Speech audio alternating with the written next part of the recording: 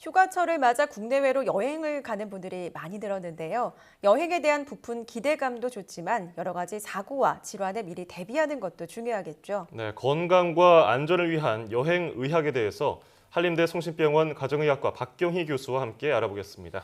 어서 오십시오. 안녕하세요. 네, 안녕하세요. 네, 방금 말씀드린 것처럼 이 피서철을 맞아서 여행 떠나는 분들 많은데요. 이 여행 의학이라는 것도 관심이 높아지고 있습니다. 좀 네. 생소하거든요. 어떤 네, 겁니까? 상당히 좀 처음 들어보시는 분도 계실 텐데요. 예. 우리가 여행을 가게 되면 여행과 관련된 각종 의학적인 문제들이 많이 생길 수가 있습니다. 그래서 이제 그런 것들을 광범위하게 다루는 분야라고 생각을 하시면 되는데요. 예. 여행과 관련돼서는 두 가지 중요한 고려 요소가 있습니다. 첫 번째는 여행을 가는 사람. 그 가는 사람의 건강 상태가 상당히 중요할 수가 있고요. 예. 또 한 가지는 우리가 여행을 가는 목적지에 혹시 건강을 위협할 만한 위험 요인이 없는지를 고려를 할 필요가 있겠죠. 그래서 이 두 가지 요인을 한꺼번에 같이 고려를 해서 이제 다루는 그런 분야를 여행의학이라고 할 수 있습니다. 요즘 휴가하면은 해외로 좀 떠나는 분들이 많은데요. 네. 여행을 가기 전에 미리 좀 챙겨보면 좋은 게 뭐가 있을까요? 어떤 것들을 챙기면 좋을까요? 대개는 아까 말씀드린 대로 우선 내가 가고자 하는 여행지가 어떤 특성을 가지고 있는 곳인지를 미리 살펴보는 것이 가장 중요합니다. 대개는 이제 내가 가야 되는 그 여행지에 혹시 늘 유행을 하고 있는 질병이 없는지 아니면은 최근에 갑자기 발생하고 있는 질병이나 또 치안 상태가 어떤지 그런 것들을 모두 함께 고려를 하는 게 필요한데요. 대개는 감염성 질환이 가장 문제가 되는데 감염성 질환 중에는 예방접종이라던가 예방약을 복용하는 것만으로도 큰 효과를 볼 수 있는 것들이 많이 있습니다. 바이러스성 간염이라던가 황열 그리고 장티푸스, 파상풍 같은 것들이 대표적인 예방접종이고요. 그리고 말라리아 같은 경우는 많은 분들이 혹시 뭐 예방접종을 어떻게 하느냐 말씀을 하시는데 네. 말라리아는 예방접종이 아니라 예방약으로 복용을 하게 됩니다. 그런데 이런 것들이 여행을 가자마자부터 시작하는 게 아니라 대개는 여행을 가기 전에 미리 준비를 해서 항체를 만들어 놓는다던가 이제 혈중 농도를 높여 놓는다던가 하는 것들이 필요하기 때문에 만약에 여행을 계획한다면 적어도 2에서 4주 전에 병원에 가서 상담을 받고 또 적절한 처방을 받는 것이 가장 중요하겠습니다.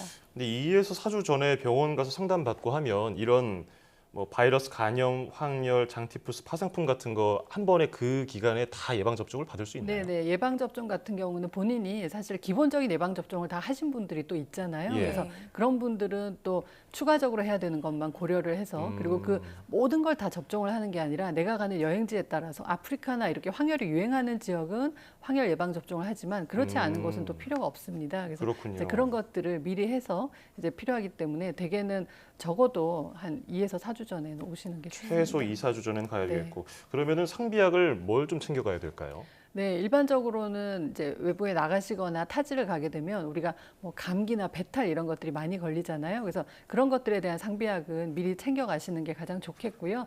또 아이들 같은 경우는 해열제를 반드시 챙기셔야 됩니다. 여행을 가는 지역이 대개는 요즘 바닷가 이런 데 많이 가시잖아요. 예. 자외선이 아주 강하다거나 하는 곳이면 자외선 차단제라던가 또 자외선을 너무 많이 쐬서 일광 화상이 생길 수가 있는데 이런 일광 화상에 대한 상비약도 반드시 챙겨가는 게 좋겠습니다. 대개 모기가 매개하는 질병들이 문제가 되는 경우가 상당히 많기 때문에 모기 기피제라던가 긴팔이나 긴바지 같은 것들도 반드시 챙겨서 가시는 게 좋겠습니다. 네, 여행지뿐만 아니라 개인 건강 상태도 중요할 텐데요. 뭐 질환자들, 지병이 있는 분들은 어떤 것들을 좀 챙겨가면 좋을까요? 네, 기존에 질병이 있는 분들은 대개는 약을 많이 드시잖아요. 그러면은 내가 여행을 갈 때 반드시 내가 평소에 복용하는 약은 반드시 챙겨 가야겠죠. 근데 예. 여행 기간에 따라서 사실은 얼마나 더 여분의 약을 가져가는지가 좀 달라질 수는 있겠지만 적어도 한 1에서 2주 정도치 약은 좀 여분의 약을 충분히 가져가시는 게 좋겠습니다. 특히 당뇨병이나 협심증 등과 같이 이제 질병이 있는 분들은 자신의 건강 상태를 나타낼 수 있는 간단한 메모 같은 것들을 항상 주머니나 이런 곳에 휴대를 하고 다니시면 혹시라도 생길 수 있는 응급 상황에 더욱 잘 대처를 할 수 있고요. 또한 질병별로 생길 수 있는 응급 상황에 대처할 수 있는 응급 상비약이 있습니다. 예. 이런 것들을 주치의와 상의해서 미리 사용법이라던가 이런 것들을 숙지해 가시면 훨씬 더 잘 대처를 할 수 있겠죠. 해외여행 갔을 때 장소가 달라지고 음식이 달라지니까 특히 신혼여행 가신 분들도 그 짧은 시간을 아깝게 설사하면서 네, 네. 보내시는 분들 많잖아요. 네, 근데 그렇죠. 그럴 때 지사제 가져간 거 먹으면 좋을까요? 어떻게 해야 될까요? 네, 대개는 우리가 소위 뭐 물을 갈아 먹으면 배탈 난다고 말씀을 맞아요. 하시는데 그게 가서 뭐 평소에 드시지 않던 음식을 드시거나 아니면 과식을 하시거나 해서 이제 소화불량 증상이 있는 경우도 많이 있습니다. 근데 그런 경우 말고 아까 말씀하신 대로 이제 보통 설사를 하거나 하는 그런 배탈은 장염인데요.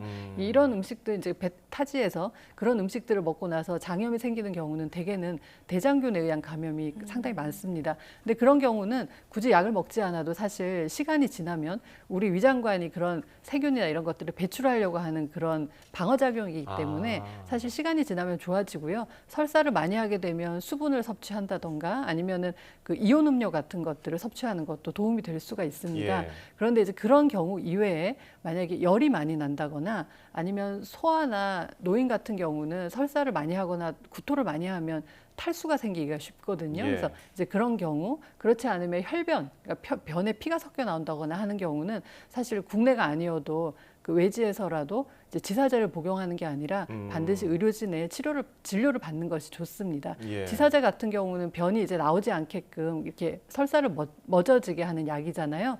근데 사실 세균성 설사 같은 경우는 오히려 지사제를 함부로 드셨다가는 이런 증상이 더 지연이 되는, 좋아지는 게 지연이 되는 문제가 생길 수 있기 때문에 그런 몇 가지 열이 나거나 하는 그런 상황에서는 반드시 의료진의 진료를 받으시는 게 좋겠습니다.